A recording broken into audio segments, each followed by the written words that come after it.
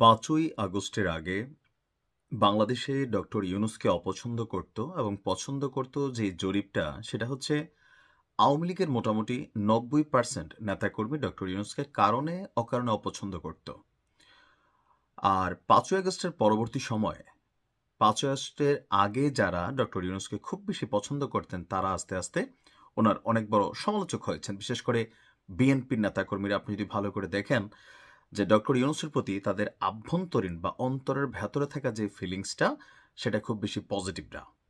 অর্থাৎ বিএনপি এবং আওয়ামী লীগকে যোগ দিলে দেশের মোটামুটি ৭০% মানুষ আমরা ধরতে পারি যে ধরেন ডক্টর ইউনূসের প্রতি পজিটিভ না।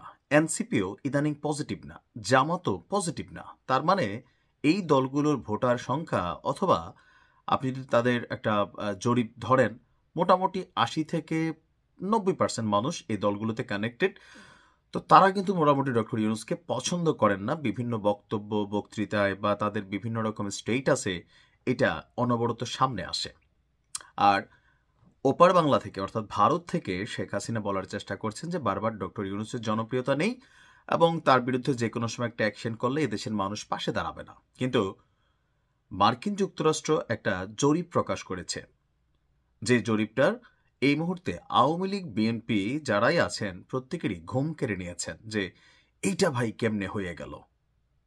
এখন ডক্টর ইউনূসকে নিয়ে গতকালকে মার্কিনী একটা সংস্থাটা হচ্ছে মার্কিন পর্যবেক্ষক সংস্থা IRI, তারা একটা জরিপ চালিয়েছে যে এই মুহূর্তে একটা অবাধ সুষ্ঠু নির্বাচন এবং গণতান্ত্রিক উত্তরণের এই মুহূর্তে ডক্টর ইউনূসের জনপ্রিয়তা কি, দেশের কত শতাংশ মানুষ তাকে পছন্দ করেন। সবাইকে অবাক করে দিয়ে 13ই সেপ্টেম্বর থেকে 12ই অক্টোবর একটা জরিপ পরিচালিত করে মার্কিন যুক্তরাষ্ট্রের এই সংস্থাটি। আর বাংলাদেশের 2/3 বেশি উত্তরদাতা, মানে তারা যাদের কাছে জরিপ চালিয়েছে, প্রশ্ন হচ্ছে এই সংস্থাগুলো যখন জরিপ চালায় আপনি দেখবেন যে সবসময় যে সরকারে যারা থাকেন তাদের জনপ্রিয়তাই 95% সবসময় পজিটিভলি একটা রিপোর্ট হয়। তো এখানেও এর ব্যতিক্রম হয়নি। এখানে বলা হয়েছে জরিপকারী সংস্থাটি বলছে যে শতকরা 70 থেকে 69 অর্থাৎ 69 থেকে 70% মানুষ 100 জনের মধ্যে 69 থেকে 70% মানুষ মনে করে অন্তর্বর্তী সরকার ডক্টর ইউনূস ভালো কাজ করছেন। ওই জরিপে নেওয়া 70% মানুষ অন্তর্বর্তী সরকারের কার্যক্রমের প্রশংসা করেছেন। তারা খোলাসা করেই বলেছেন যে ডক্টর ইউনূসের নেতৃত্বে দেশের বেশিরভাগ মানুষ অগ্রগতি দেখতে পাচ্ছে। জরিপের বরাতে মার্কিন যুক্তরাষ্ট্রের এই সংস্থা RIRA এর এশিয়া প্যাসিফিকের সিনিয়র ডিরেক্টর জোহানা কাও বলছেন ডক্টর মোহাম্মদ ইউনূস এবং অন্তর্বর্তীকালীন সরকারের প্রতি বাংলাদেশের মানুষের আস্থা অপরিবর্তিত রয়েছে। এ দেশের মানুষ একটি জবাবদিহিতামূলক সরকার এবং বিভিন্ন ক্ষেত্রে ব্যাপক সংস্কার দেখতে চায়। জরিপে সেই আকাঙ্ক্ষারই প্রতিফলন হয়েছে। বাংলাদেশে যে নির্বাচন অত্যাসন্ন, জরিপে অংশ নেওয়া ৮০% মানুষ আশা করে আগামী নির্বাচনটি অবাধ এবং সুষ্ঠু হবে। দর্শক, ইন্টারন্যাশনাল রিপাবলিকান ইনস্টিটিউট অর্থাৎ আমেরিকার এই সংস্থা IRI centre for insights and survey research কর্তৃক পরিচালিত ওই জরিপের সামগ্রিক মূল্যায়ন হচ্ছে বাংলাদেশিরা প্রধান উপদেষ্টা ডক্টর মোহাম্মদ ইউনূস এবং অন্তর্বর্তী সরকারের কর্মক্ষমতাকে এখনও অপ্রতিরোধ্য বলে সমর্থন করে চলছেন। ওই জরিপকে IRI তাদের প্রাক নির্বাচন মূল্যায়ন মিশনের রিপোর্ট বলে উল্লেখ করেছেন।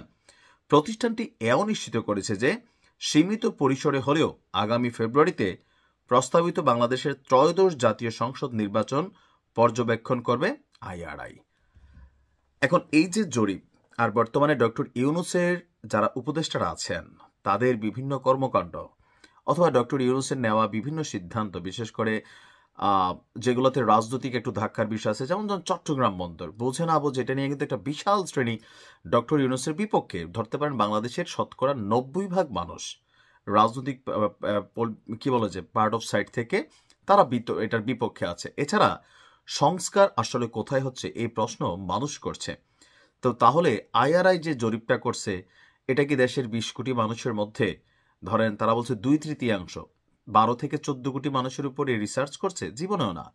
এটা করে কি নির্দিষ্ট একটা এলাকা থেকে বা নির্দিষ্ট কিছু অংশ থেকে কিছু কিছু মানুষের কাছে তারা মূল্যায়ন করে। যেমন ধরেন পার্সেন্টেজটা করা হয় যে 100 জন মানুষকে টার্গেট করে তারা 70 জনের 100 জন মানুষের মতামত নিছে, অথবা 1000 জন, অথবা 10,000 জন, এর বেশি কিন্তু এরকম জরিপ হয় না। তো ওই 10,000 জন কারা, তাদের মেন্টালিটি থেকে যে বক্তব্য আসছে এটাই কিন্তু এখানে চলে আসছে। তবে এই মুহূর্তে আইআরআই এর এই প্রতিবেদন ডক্টর ইউনূসের যেই সক্ষমতা বা রাজনৈতিক অবস্থান অনেকে যারা দুর্বল মনে করছিলেন, এই রিপোর্টটির মাধ্যমে এটা অনেকে ভাবছেন যে ডক্টর ইউনূসের সাথে বিদেশিদের যে সম্পর্ক, এটারই একটা কাটিং পিস হচ্ছে এটা। তো আপনি আসলে কি মনে করেন যে ডক্টর ইউনূসের এই টোটাল অগ্রগতিতে আপনার মন্তব্য মূল্যায়ন কি? যে 70% মানুষ যাদের জরিপের কথা বলা হয়েছে, আপনিও কি তাদের মধ্যে একজন, নাকি আপনি মনে করেন যে ডক্টর মোহাম্মদ ইউনূস এই মুহূর্তে যে সকল সিদ্ধান্ত নিয়েছে 15 মাসে, এগুলো সন্তোষজনক নাকি অসন্তোষজনক? কমেন্টে লিখতে পারেন। আসসালামু আলাইকুম।